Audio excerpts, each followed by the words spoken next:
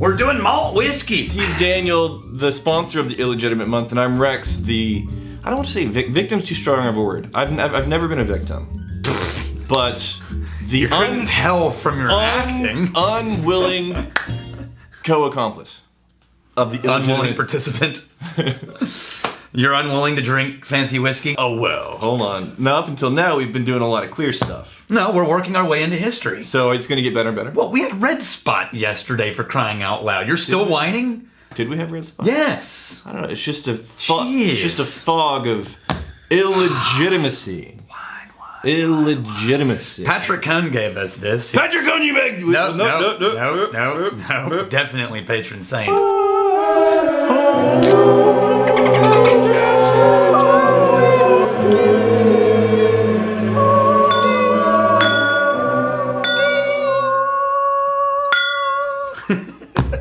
Alright, so this is Glenmorangie, but this is a special edition, and I find something kind of funny about this one. Yeah, we met a guy on Saturday because at the Brushwood, Brian Brushwood had a thing. Yeah. We were on stage for a little bit, and the guy came up and he said, "Thank you so much for introducing me to the Glenmorangie." Oh yeah. He loved it. Loved it. Yeah. So Glenmorangie, this is the Glenmorangie Allta number 10. Yeah. Now, my understanding is that this one, what happened was the famous writer Michael Jackson, not the musician, but the famous whiskey writer Michael Jackson. Okay. He wrote an article where he insisted that Glenmorangie uses their own yeast for all of their Scotch creation from their own property. How does one like collect wild yeast? How does one collect yeast?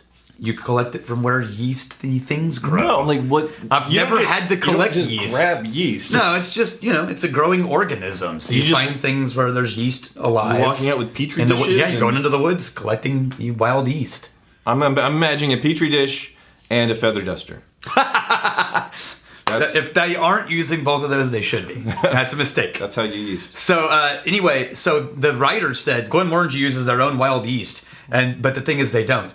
And so the main guy in charge of all Glenmorangie bottles was like, well, maybe we should. So that's what they did. Right. They used their own wild yeast from their own property to make this whiskey. Can we do that? Anytime we get a piece of information wrong or inaccurate, we can just have the distilleries change everything in order to make it correct. Us accurate. Yeah.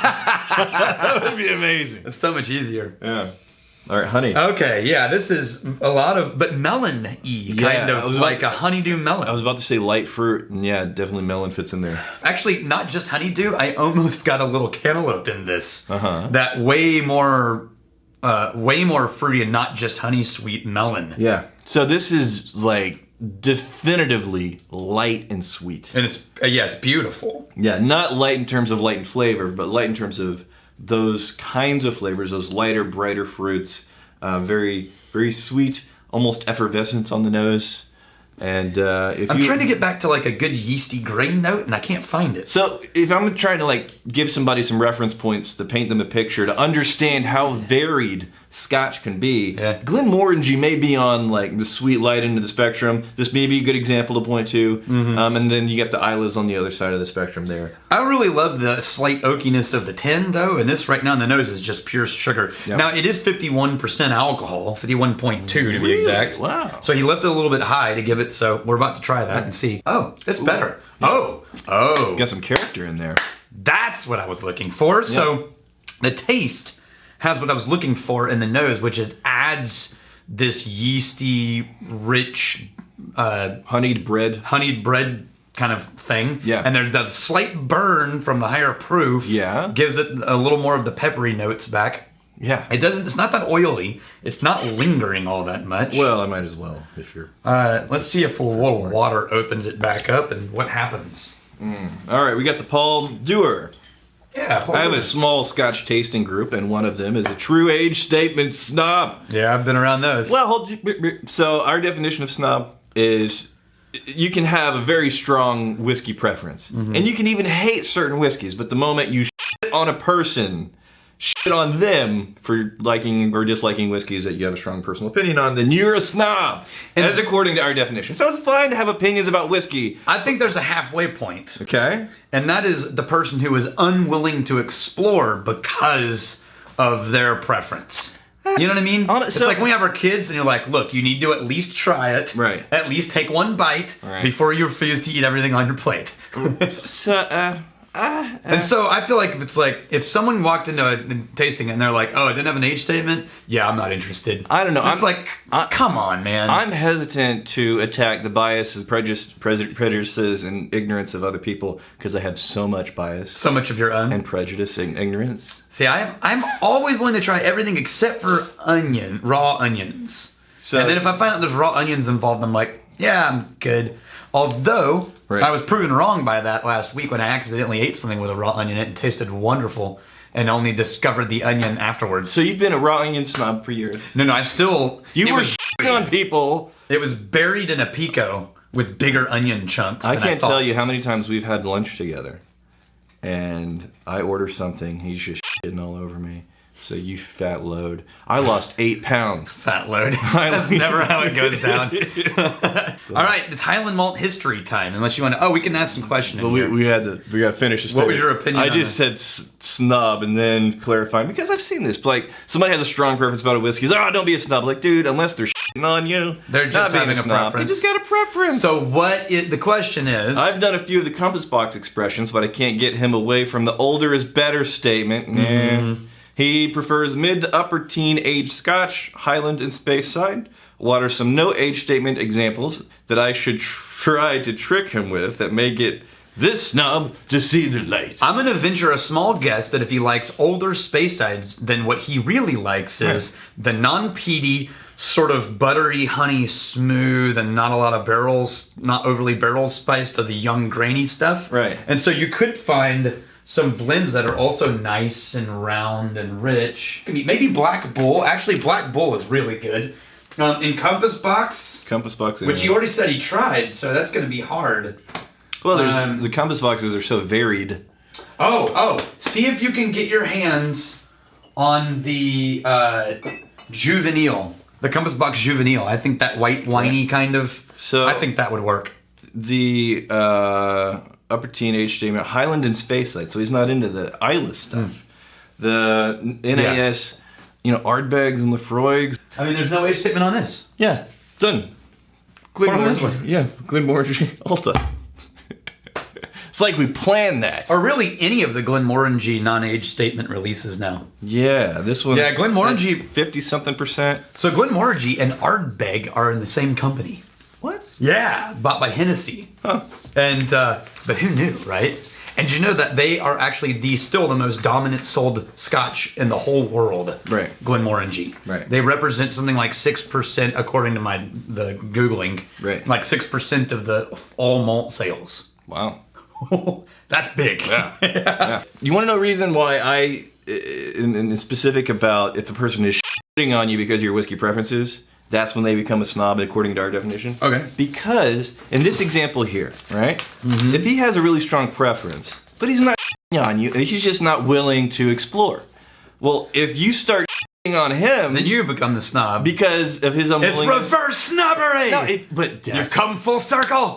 we say this jokingly, but it's totally true. Whenever you have in your head the correct way to whiskey, and you start applying that to other people, you can express your own preferences. But the moment you give them shit, man, then you make it not fun. I wonder how many So, people in our it group sounds have regularly had this moment of like, oh no, I'm the snob. Oh no! No, but it sounds like this guy's trying to make it fun. Yeah. Right? Trying to pour some stuff. It's like, dude, see, it's totally good. We got Nick Stafford here. Australia is just a Texas where the wild animals are just as crazy as the people. Yeah, that's true. Yeah, a little bit. Okay, so here's your Highland malt history. We ended up here because we started with the origins of pot still Irish whiskey with unmalted barley. Yeah. Right? Around the same time in history, we're now in Scotland, and it's now after the 45, and there's a divide between the lowlands and the highlands, and the English start taxing the shit out of the highlands to try to penalize them. Right? And they do two things that cause illicit distilling to flourish. One, they impose a duty on all whiskey being sold into the lowlands and make most of it illegal. So they can make whiskey in the highlands, but it has to stay there mostly. And then tax it heavily if not. And then they tax the Highlanders on capacity of still instead of on production. But there can be only one. There can be only one. Capacity of still. So there's all this illegal stuff. And the irony is... blood of kings. Oh, God. The irony is during this time, most of the men spend all of their energy secretly smuggling whiskey down to the lowlands and fighting with excise officers. Right. So guess who's actually making all the whiskey? All the women. So during this era, most of the women were involved. There's a lot of women involved in whiskey production in the Highlands, making Highland malt, while the men went off fighting people and things like this, right? Now, during this time, this becomes legal in 1823. These guys started in 1845, I think it was, Glenmorangie. And in 1823, it becomes a reasonable thing to have a Highland whiskey. And around this time, you have George Smith, who starts Glenlivet. Right. He gets the first legal licensed Highland distillery, and then immediately he's an enemy of all the Highlanders. Oh. They all want to kill him. Yeah. Because, you betrayed our cause. Yeah. So he goes to carrying around, traveling with 2 guns. Like an old Western movie. Yeah. And at one point he ends up in an old inn, and he's carrying a significant amount of gold underneath his clothes. And he realizes he's surrounded by ruffians who have been following him.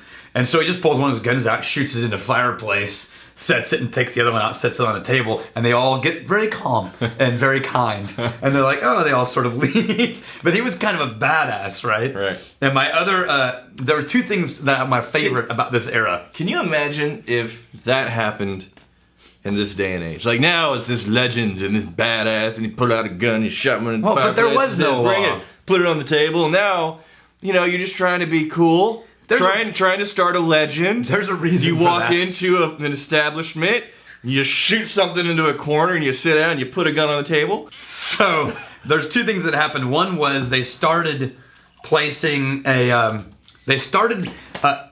a reward. And I think we've said this before, but it's one of my favorite things. Yep. They offered a reward if you would turn in an illegal still. So the Scots would run their still until the copper got frail. Yeah. And then they would go turn it in. They would collect the reward money, and they would use the reward money to build more equipment and build another still. Yeah, that's pretty good. That's pretty awesome. That's pretty and good. The last is my favorite old recipe for a Scotch toddy. In an old book, it said, in order to fight a cold, take your toddy to bed, put your bowler hat at the foot of the bed, and drink until you see 2. That'll make you feel better. Which I think that's kind of a good recipe. No matter what ailment you're suffering. So here's the beginnings of Highland whiskey truly starting to spread across the world as we know it. Yes, that thing. Cheers. You starting the deal? Well, I'm thinking about it. Okay, I'll do it. Here's to fighting, stealing, and drinking. If you fight. Well, I'm still thinking though. Oh. Because I don't know. If you fight me, you fight for a friend. Are we tainting our toast with your illegitimacy? If you steal, may you steal a lover's heart. Because I don't want to ruin the toast. It's a good toast. And if you drink, may you drink with us. Hey, thanks for hanging out with us in the Whiskey Vault. Don't forget to throw in a like, hit that subscribe button on the bottom right, and drop a question or comment down below.